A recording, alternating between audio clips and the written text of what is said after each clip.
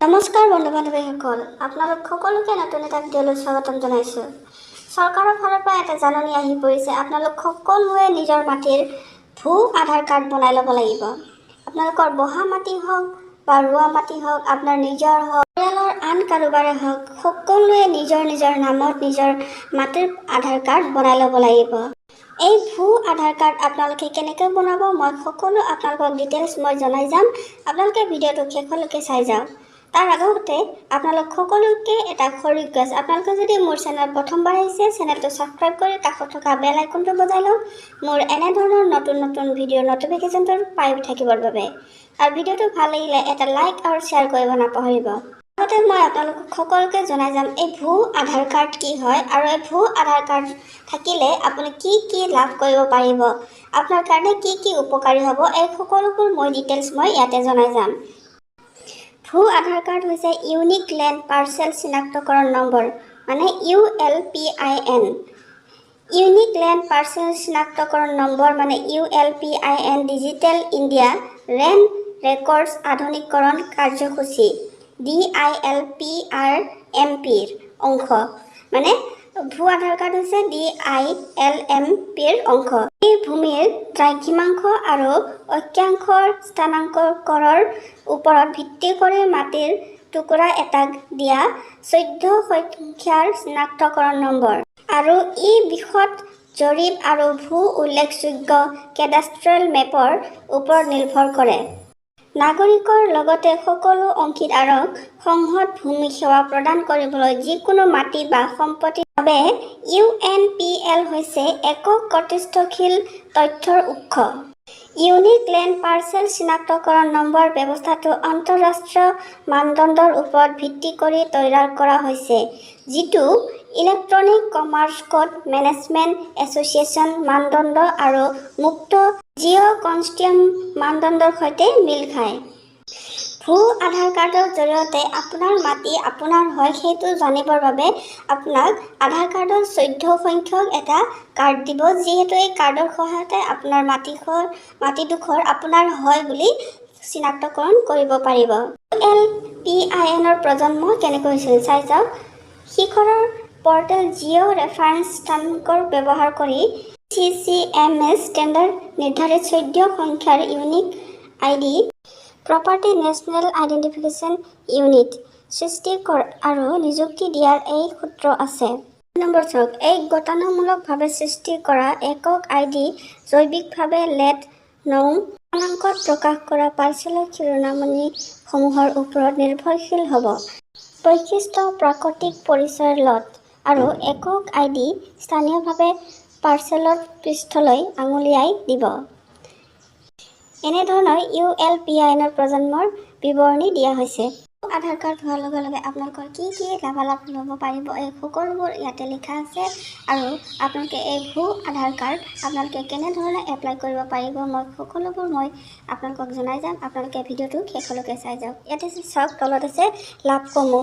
আপোনালোকে আধাৰ কাৰ্ড কৰাৰ পিছত আপোনালোকৰ কি লাভ হ'ব, ইয়াতে সকলোবোৰ ইয়াতে দিয়া আছে, চাই যাওক। 1 নম্বৰত আছে ইউনিক লেণ্ড পাৰ্চেল চিনাক্তকৰণ নম্বৰ হৈছে এটা প্ৰামাণিক আৰু নিৰ্দ্বিধাই চিনাক্তকৰণ ব্যৱস্থা প্ৰদান কৰিবলৈ প্ৰতিটো ব্যক্তিগত ভূমি পাৰ্চেলক নিযুক্তি কৰা একক আলফা নিউমেৰিক কোড। 2 নম্বৰত চাই যাওক, ই ভূমি প্ৰশাসন আৰু সম্পত্তি ব্যৱস্থাপনা আৰু ৰিয়েল ষ্টেট লেনদেনৰ বাবে এক গুৰুত্বপূৰ্ণ আহিলা হিচাপে কাম কৰে। আধাৰ কাৰ্ড হোৱাৰ লগে লগে কি হ'ব পাৰে আৰু চাই যাওক। 3 নম্বৰত আছে ULPNক ভূমি টুকুৰাক চিনাক্তকৰণ আৰু অনুসৰণ প্ৰক্ৰিয়াটো সুশৃংখলিত কৰিবলৈ ডিজাইন কৰা হৈছে, যাৰ ফলত ভূমি সম্পৰ্কীয় কাৰ্যকলাপৰ স্বচ্ছতা আৰু কাৰ্যক্ষমতা আৰু সঠিকতা বৃদ্ধি পায়। ULPINৰ জৰিয়তে ভূমিৰ সঠিক পৰিসংখ্যা আৰু ভূমি হিচাপ নিকাচৰ দ্বাৰা ভূমি বেংকৰ উন্নয়ন সহায়ক হ'ব। ইয়াৰ দ্বাৰা সংহত ভূমি তথ্য ব্যৱস্থাপনা ব্যৱস্থা ILIMSৰ দিশত আগবাঢ়িব। আৰু 5 নম্বৰ চাওক, ULPNে ফ্লট আকাৰৰ আৰু দীৰ্ঘায়িত আৰু অক্ষাংশৰ বিৱৰণৰ উপৰিও ফ্লট মালিকী স্তৰৰ বিৱৰণ অন্তৰ্ভুক্ত কৰিব পাৰে। আৰু 6 নম্বৰ, ইয়াৰ ফলত ৰিয়েল এষ্টেটৰ লেনদেনৰ সুবিধা হ'ব। সম্পত্তি কৰ সমস্যা সমাধান কৰা সহায় কৰে আৰু দুয়োযোগ্য পৰিকল্পনা আৰু সংহাৰী প্ৰচেষ্টা উন্নয়ন কৰে। আপোনালোকৰ ভূ আধাৰ কাৰ্ড হোৱাৰ লগে লগে এইসমূহ আপোনালোকে লাভালাভ লাভ কৰিব পাৰিব। তেনেদৰে 7 নম্বৰ চাইজক এই আঁচনিৰ হিতাধিকাৰীৰ প্ৰাপ্যতা নিৰ্ণয় কৰাৰ বাবে সক্ষমকাৰী হ'ব। এইবোৰ আঁচনিৰ অধিকাৰী ভূমিৰ পৰিমাণৰ ওপৰত ভিত্তি কৰি কৰা হয় আৰু লগতে সীমা বিবাদৰ হ্ৰাস কৰে। আৰু চাই যাওক GDP ক্ষতি ৰোধ কৰে। ভূমি বিবাদৰ সৈতে জড়িত মামলাক লৈ প্ৰকল্পসমূহ স্থগিত হৈ থকাৰ বাবে দেশৰ অৰ্থনীতি GDP লোকচান প্ৰায় 1.3%। ভূমি সম্পৰ্কীয় দেৱানী মামলাক প্ৰশমন। এটা অধ্যয়নত কোৱা হৈছে যে ভাৰতৰ সকলো দেৱানী মামলাৰ 40% ভূমি বা সম্পত্তিৰ বিবাদৰ সৈতে জড়িত আৰু ভূমি অধিগ্ৰহণৰ বিবাদৰ গড় পেণ্ডেঞ্চি 20 বছৰ। আৰু চাই যাওক বিভাগসমূহৰ মাজত ফলপ্ৰসূ সংহতি আৰু আন্তঃকাৰ্যক্ষমতা সক্ষম কৰিবলৈ বিভাগসমূহ, বিত্তীয় প্ৰতিষ্ঠানসমূহ আৰু সকলো অংশীদাৰৰ মাজত ভূমি অভিলেখৰ তথ্যসমূহ ভাগ বতৰা কৰাত সহায় কৰে। আৰু চাওক ইয়াৰ উপৰিও কৃষকসকলক তেওঁলোকৰ মাটিৰ লাভ উলিয়াবলৈ আৰু বেংকৰ পৰা ধন ঋণ ল'বলৈ জামিন হিচাপে ব্যৱহাৰ কৰা সহায় কৰিব। আপোনালোকে এই ভূ আধাৰ কাৰ্ড হোৱাৰ লগে লগে আপোনালোকে বেংকৰ পৰা ঋণ ল'বলৈও সক্ষম হ'ব।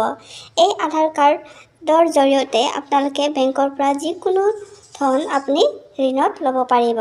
আপুনি আপোনাৰ যিকোনো লেনদেনৰ বাবে এই কাৰ্ডখনক আপোনাৰ জামিন হিচাপে আপুনি ব্যৱহাৰ কৰিব পাৰিব। চৰকাৰৰ ভূ-স্থানীয় নীতি 2022ক আগুৱাই নিয়াৰ বাবে ULPNে এক গুৰুত্বপূৰ্ণ মাইলৰ খুঁটি প্ৰমাণ কৰিব। তলত আছে ৰূপায়ণ। ULPIN ভাৰতৰ কোন কোন ৰাজ্যত ৰূপায়ণ কৰা হৈছে এই সকলো ডিটেইলছবোৰো ইয়াতে দিয়া আছে। চাওক ULPIN এতিয়ালৈকে 29খন ৰাজ্যত ৰূপায়ণ কৰা হৈছে, অৰ্থাৎ অন্ধ্ৰপ্ৰদেশ, ঝাৰখণ্ড, গোৱা, বিহাৰ, উৰিষ্যা, ছিকিম, গুজৰাট, মহাৰাষ্ট্ৰ, ৰাজস্থান, হাৰিয়ানা, ত্ৰিপুৰা, ছত্তীশগড়, জম্মু কাশ্মীৰ, অসম, যিহেতু অসমতো হৈছে, মধ্যপ্ৰদেশ, নাগালেণ্ড, মিজোৰাম, তামিলনাডু, পাঞ্জাৱ, দাদৰা আৰু নগৰ হাভেলী আদি কৰি এইকেইখন ৰাজ্যত ULPIN ইয়াতে ৰূপায়ণ কৰা হৈছে। যিহেতু ULPIN অসমতো ৰূপায়ণ কৰা হৈছে, সেয়েহে আপোনালোকেও এই ULPINৰ বাবে আপোনালোকে এপ্লাই কৰিব পাৰিব। ULPIN পৰ্টেলৰ ফৰ্মখন এতিয়ালৈকে ইতিমধ্যে উপলব্ধ হোৱা নাই। উপলব্ধ হোৱাৰ লগে লগে মই আপোনালোকৰ বাবে ভিডিঅ' লৈ আহিম।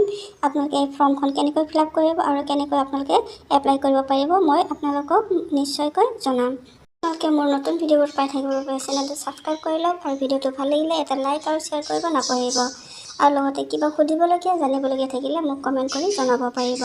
তেনেহ'লে আজিলৈ আপোনালোক সকলোকে মোৰ ফালৰ পৰা বহুত বহুত ধন্যবাদ।